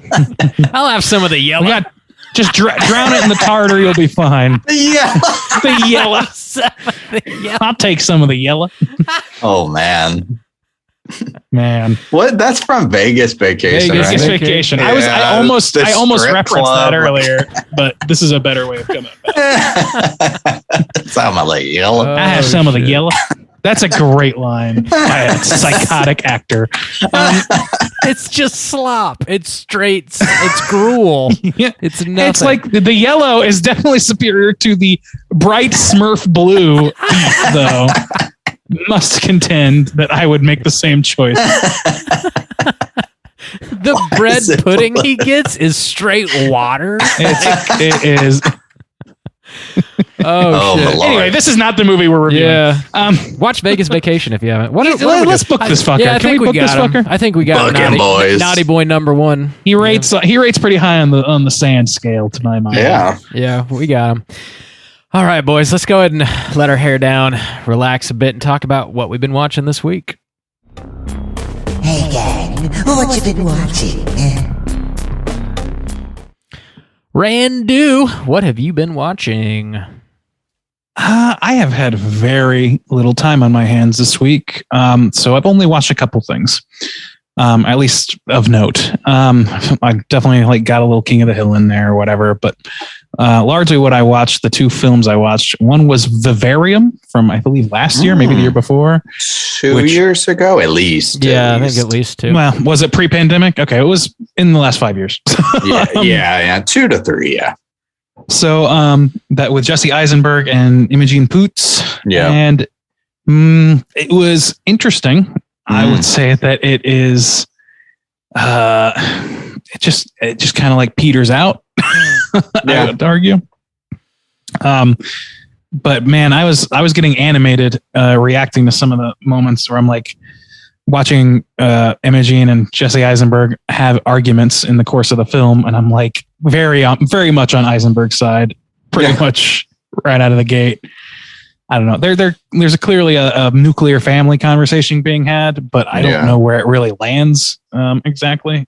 It just kind of feels like nuclear family bad, maybe. Yeah. Which is a little basic. So I wonder if there's a little more to it. Anyway, I did enjoy it. It just maybe kind of dragged and didn't feel like it had a climax to me. You don't want that. Yeah. So last but not least of the two, I watched finally after years of, intending to watch it. I got around to watching Night of the Hunter with Robert Mitchum from the way back. And it's definitely dated of its time or whatever. It's got some things in it that are very old Hollywood, old timey stuff. But man, there's some creepy shit going on in this movie. And Robert Mitchum he's a pretty good fucking villain. Yeah, I don't know. It's kind of tough to talk about. For those who don't know, it's essentially he's a supposed preacher who basically goes around marrying and then killing and then taking the money of widows in the name of the Lord. So damn, for the Lord. In his mind, and then he thinks he's divine or whatever. Anyway, but he has the love and the hate on each of his fists, and he tells this big story about him and all this stuff. And the main protagonists of the story are these two children who are the children of one of the targeted victims. Gotcha. Anyway, I don't want to go too deep into it, but it's worth a watch. I definitely recommend that one. Okay. It is just if you're looking for an older horror movie that is a little bit on the psychological thriller side, this is a good one for that. Sweet. Juice, what you been watching? Dude, I have not been watching a whole lot either. I did watch the newest episode of Miss Marvel, so keeping up with that. Still in the same kind of place. This is usually where you start to get the tipping point. This was episode 3. They're always 6. So usually around 4, you're like, okay, where are the really good episodes? And they usually deliver. For the most part, they usually deliver around 4 and 5. But so we'll find out next week, maybe. And the only kind of newish thing I've been watching is a new season of The Umbrella Academy dropped. I've been watching this over the years. It follows the same kind of template of, the Netflix shows where they'll drop them every year and a half to 2 years. So you got to wait a long fucking time before new episodes come out. But I've always enjoyed that show. I haven't got too much into the new season yet, but I'm enjoying it still so far. It's a fun superhero based show, but it's also got a lot of kind of sci-fi elements and just a lot of kind of retro elements they play with because they always are time traveling and stuff like that. And I'm enjoying this newest season as well. But like I said, haven't got too deep into it yet, but and then just I'm in like this year I've been working kind of backwards in the Simpsons. I think I started around season like 8 or 9, and I'm around kind of 5 right now. And man, that is the golden years. That's some I've been busting some guts. I was surprised at just some of like the really good episodes have been hitting like back to back to back, and I was like, oh my god, this shit is hilarious. It's so good.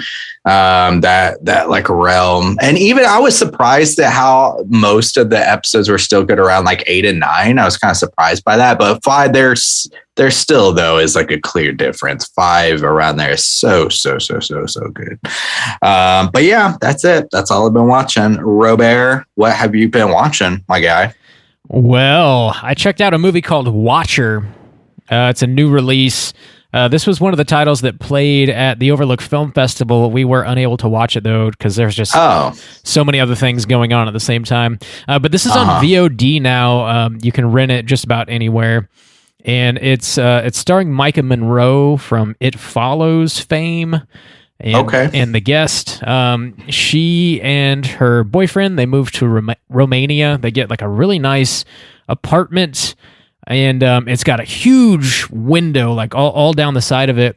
And there's this dude in a window in an apartment across the way that is just like watching her, or at least she feels like he is. There's sort of a silhouette. You can't quite see in detail what he's doing, but she just gets the sense that she's being watched. And that sort of evolves into I'll be stroking. Maybe. That sort of evolves into a sense of her being followed around town, and she's somewhat isolated. Her dude can speak Romanian, she cannot, so she can't really communicate with people. She doesn't have any friends there. He's there for work, so like she's just sort of left to her own devices largely throughout the day, and she's just like terrified. And it's the movie's very much about this sense of paranoia and whether or not these things are really happening to her is sort of the question of the film. I thoroughly enjoyed it, honestly. I might do a mini cast on this if we end up not covering it on the show. I'm not sure. But I dig Micah Monroe in just about anything. She's a great actress. It's a very simple, straightforward story, but I found it to be extremely effective and very entertaining. I recommend checking it out. It's called Watcher. And the only other thing I watched is this movie called Clove Hitch Killer. This is on Shudder currently, and this came out probably 5 years ago. I want to say it was an IFC Midnight release, and I think it's got a nice simmering fan base. This one, yeah, I feel like probably does. It's a very well made movie. It's got Dermot Mulroney, is that his name? I forget. That is a name, yes. That guy. That's the one. If that is a name, then that Dermot is that Mulroney guy. or Dylan McDermott. Fuck me, it's one of those. That's a Billy Eichner game. Oh, yeah. Holy shit. It's one of them. I couldn't tell you which without Googling it. Was he the guy in American Horror Story Murder House? Yes. That's Dylan McDermott. Dylan McDermott is in this movie then. And he is... He's like a standard dad. He's a dad-ass dad. He's got a couple kids. His boy is a teenager. He's a scout leader, and his boy's in the scouts. And they're just living sort of the classic American dream. And in their town, about 10 years before when this movie takes place, there was a serial killer called the Clove Hitch Killer. And they called him that because he would always leave a little clove hitch tied at all of his killings. And he killed like a whole bunch of high school girls. And then just stopped. He was never caught. And this kid has a sneaking suspicion that serial killer may be his father. And he's trying to like snoop around and dig up some information and find out whether or not that is the case. This movie is good, but it is fucking bleak, man. It's dark. It's a heavy watch. I do recommend it, but like you gotta be ready for a heavy fucking movie. That's for damn sure. Don't go into this wanting something kind of light and breezy. It's heavy, but it's good. It's very well made. We need to all collectively like watch Bill and Ted's Bogus Journey or something. Right. You're fucking right. I've been throwing on Seinfeld randomly because it's on Netflix and there's like a million episodes and like that's just sort of my decompress show. Good call. Ghosts. Check out Ghosts. You'll like that. Ghosts. HBO Max. Yeah. So yeah, Clove Hitch Killer's good, but it's heavy for sure.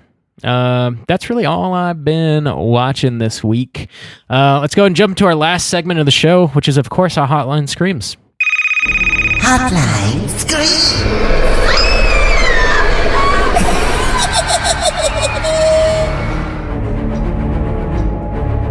If you are listening and would like to call and leave a voicemail to be featured on next week's show, hit us up at 904-638-3231. We got 3 voicemails this week. First up, we're going to hear from our boy, 2 p.m. Todd. Let's hear what he has to say. Shit. How do chillin' crew? I would like to start off today's call with number 1, pointing out that it is 2 p.m. A little definition. The word speculation, the forming of a theory or conjecture without firm evidence. An example would be, there has been widespread speculation that he plans to quit. The Great Resignation, might I say? Or just relating to a current podcast. Speculation. If I can, take a moment to, again, introduce myself. 2 p.m. Todd here. It's been a long time since I've called, as we are on the cusp of spooky season. Wanted to call, say hello.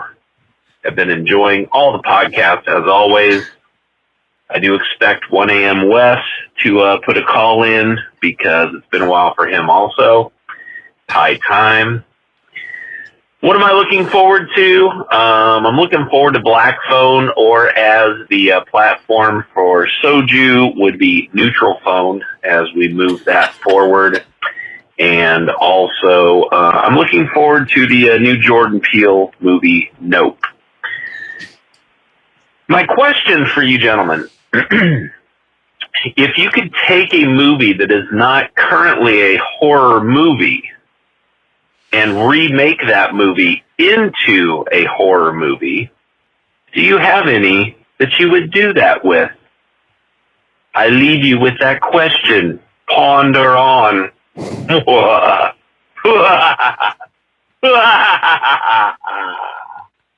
Keep chilling. I refuse to believe this was recorded at 2 p.m. It must have been around 4:22. Dude, I just... There's only one 2 p.m. There's a few questions in that. Well, I have no idea I'm not what sure he what was that means. talking about. He was referencing a lot of jokes that we made on the Threads episode. Okay. So we were talking about speculating as to what would happen during like nuclear fallout and all that shit. Oh, okay. And, Right. Yeah. So I he got was- that. And then also the Neutral Phone. Juice, you were doing some sort of like fake campaign thing promise, and it was all about like neutrality. neutral. Oh, you mean? Oh, yeah, yeah. That wasn't a bit though. Of course. Totally, that was real. That was The real. speculation. That actually, yeah, the speculation part is totally on point. Yeah, Okay. which we both kind of fucked up because Good call, 2 speculation p.m. Todd. does not involve any data, so we kind of fucked that up. I love his question though. Like, if there Me was too. a movie that exists that is not currently a horror movie that you would like to be remade into a horror movie, what would that be? I think this is kind of an obvious thing. I think even the trailer was recut to make it look like a horror movie, but Miss Doubtfire just sort of lends itself to that. You know, That's immediately what I thought. That is a good and obvious choice. I would get the even more obvious choice was the one that I came up with, which is Willy Wonka and the Chocolate Factory, which has basically already been done because fucking oh no, what is that fucking movie? The train movie. There's a lot. God. Snowpiercer. The one Snowpiercer. Okay. Snowpiercer is widely Nailed believed yeah. to have some similarities to Willy Wonka and the Chocolate Factory specifically. Yeah. So it's kind of already been done, maybe. But I don't know. I'm trying to think of one that's not very obvious. I might have to give it some. This doesn't necessarily directly answer his question, but this is something that I've always wanted to see, which is more of a spin-off than a remake. But Home Alone, where they call the dude the South Bend Shovel Slayer, I've always wanted there to be a spin-off of that character just murdering people in Chicago. Sure. That would be. I thought you were going to go a different direction of Kevin as the serial killer as an adult or something like that. That would be good too, actually. Because they did that. Didn't they do that short where he he did a short. Yeah, where he's like kidnaps a taxi driver or Uber driver, something. No, somebody attacks his Uber driver and he's like, this always happens. And he's basically murdering these two guys trying to hijack the car. So that's where I thought you were going with that. What if he hunted kids that were home alone and like tried to kill him? That'd be a spin, you know? Yeah, that's a spin. You know, that is a spin. Spitballing here. I don't know. I think Sleepless in Seattle could do with some murders. Yeah, for sure. At least a couple. This is always something, you know, like a darker, and they actually there's kind of a video game, but even a more adult themed kind of like Alice in Wonderland, you know, talking about like kind of the idea of Willy Wonka and stuff like that. The trippy side where the one side is very whimsical and childish, even though she does face some crazy things. But I'm trying to think of stuff that's not like kids, because it's like it's pretty obvious, I think, to take a kid's property or a family property and say like, oh, make it dark now. And that's where we get all these like dumb, like dark Scooby-Doo movies. Sure. And at least those are horror to begin with to some extent. What about basketball? I mean, I don't know how you do it, but I'd watch. So I don't either. It doesn't take a like existing film, but I always wish that they would go a horror route with a Scarecrow themed Batman movie. You know, I know we kind of saw that'd be cool a little bit, but I really think that they could make a truly horror themed Batman film if it weren't all just about the money. But I mean, with Doctor Strange dipping into it, come on, do it, you know, Doctor Strange is part of the monolith. You get to do a lot more inside the monolith than you do outside of it. But I always thought that would be cool. This movie is kind of halfway there already, but they could definitely go a lot further with it. The Cable Guy, if they just went like full horror. Yeah. Dude, that's a good call. That's a good call. That's a good one. That'd be good. This is Doubtfire and The Cable Guy are definitely two comedies that are super dark. They could easily be twisted more horror themed. Yeah, definitely. That's a good call. Uncle Buck could definitely go full horror. That'd be interesting. Dude, the Blair Witch Project. I've been waiting for a horror remake of that for years. Dude, I've been saying it before. That one with Bill Murray, and it's from like the early 90s, I think, where he like chases his psychiatrist down. What about Bob? Yeah, What About Bob? That might as well be a horror. Honestly. Yeah, dude, take What About Bob and make it more horror. And that shit gave me fucking anxiety. Yeah, that's an anxious movie. Oh my god, I can't watch. There's a lot of good options out there. I don't like. You can't watch What About Bob? I can't. What About Bob? It's not a big rewatcher. No, not for me. But that's kind of in the same vein of like Cable Guy. Goonies. Cable Guy's a good call. Yeah. That's a few solid choices. 2 p.m. time. Yeah. Jump on it. Start making them. Crank those out for us, please. Thanks for calling, buddy. Always good to hear from you. Next up, we're going to hear from our friend, the librarian. Let's hear what she has to say. Hello. Wow. Hello, gentlemen. It's 6:30. No, it's 7 a.m. Never mind. It was 6. But, I had to share after I just woke up that, I had a dream about you guys. And I fell asleep listening to the Halloween Kills episode because I finally watched it, so I got to listen to it. But I had a dream that my sister and I, we were like in New York and something either attacked the city. I don't know if it was a monster or if it was like a war broke out. But we ended up evacuating together safely, and it just so happened that you guys were on the boat. And because I was listening to the Halloween Kills episode, in my dream, you were filming the Halloween Kills episode. So my sister and I got to join and give our feed funny. Thank you for being the high point of my nightmare, I guess. Y'all have a good one. Just a short and sweet little message because I had to share this before I forgot my whole fucking dream. Y'all have a good one. I love the idea that we would survive a just to continue making shitty podcasts about Halloween kills. We never take a day off, boys. No. Oh man, keep it going. Neither sleet nor snow nor fallout. We're gonna be the best show remaining. The number one show. entertainment, the best podcast on the heap. The Straight Chilling Cruise Line. Come on by. We'll be gods of the cinders. If you want entertainment in your life after the apocalypse, you got to come to us. You can get a plate full of the yellow or the blue, whatever you want. We got them both. Wow. Bob, just a straight bribery. All right. I know. The blue beef. Give me some of that blue beef. We're holing up in the corral, boys. Let's go. It's so blue. There's no food that's that color. The corral, our bastion. Except unless you're in fucking Hook. Right? Yeah. Actually, Hook, good horror movie fodder right That there. could work out. Yeah. Another family one though. Thanks for calling in, Librarian. I wonder how many other people are dreaming about the Straight Chillin' Crew. Let's get those. Let's get more of those phone calls. Screaming and creaming, all right? Oh. Yeah. How many dreams have you had about us, and how many of them were moist? How wet were those dreams? Did you have to do laundry when you woke up? Oh, God, yes. Come with me. The creamy dreamies. We all have them. It's Okay. fine. It's fine. Thanks for calling. Last but not least, we're going to hear from our boy Jack. Let's hear what he has to say. All right, so it's Jack. I'm waiting in my car for my buddy, and I was texting somebody, and I went to text them, like, we were talking about a song, and I was like, I like it, a scotch. I was going to say like that. I'm pretty sure that's something I heard from old Juice over there, fucking Soju.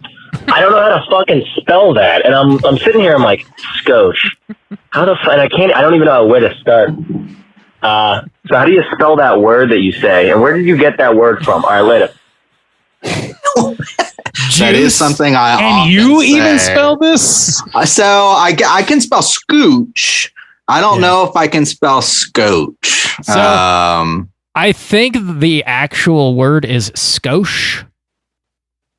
I had to look it up. Yeah, SKOSH, I believe, is the spelling. SKOH? SH? I think. Yeah, if I remember correctly. Oh, wow. Yeah. Oh. SKOH? OSH. That is in here. Skosh. Dictionary.com. Yeah. Oh, wow. Boom. That is definitely not. I think it's I've not ever been aware of that word. Except from your own lexicon. Well, no, I mean, I would always say scooch. My grandmother would always say, like, move over, scooch. And of course, I just butcher everything, and just twist language in the worst ways. And so just manipulate the language. Scotch that's, I think, the inspiration for that. But wow, there is a word, scotch. It's weirdly adjacent to a word that actually means a small amount, a little. And it actually is relevant. Wow. That's crazy. That's the craziest part. It's not crazy that that's a word because there's goddamn, there's so many words, but too many. It's crazy that matches. Wow, good call, Bob. Too many words. No more word. Stop. But I do say a scotch. Word bad. Yeah. We all learned something here today, Jack. Thank you for calling in. I guess it's skosh. That's hilarious that he was experiencing frustration and like wanting to use your slang and just being like, how the fuck does anybody spell this bullshit word? I love that we're affecting people's language. It's for the worst. It's definitely. That's the dream. Definitely. We're corrupting language, boys. That's the goal. All these people walking around saying yabos, scotch. Scotch, yeah, wow. Cooter. We need like a straight chilling Cooter, dictionary to release. We joked about that in the past. Like, we kind of do. We got a bunch of bullshit we say. We need to explain it. If any of our wonderful Slack community wants to put together a wiki of all of the bullshit that we say, that would be helpful. Have at it. Let's call that intern we used to have back. Yeah, treat yourself, listeners. Do our work for us. We need some more interns. Just do our work for us. It'd be great. Man, some podcasts I've been listening to lately that haven't been around as much as us, they're like, yeah, now we have this producer who's helping us out. And I'm like, what are they doing? Somebody needs to be doing some of this. Who are Somebody we and needs why? to do something around here. Why isn't someone making this show better? We're not doing it. Somebody needs to do it. Okay. Yeah.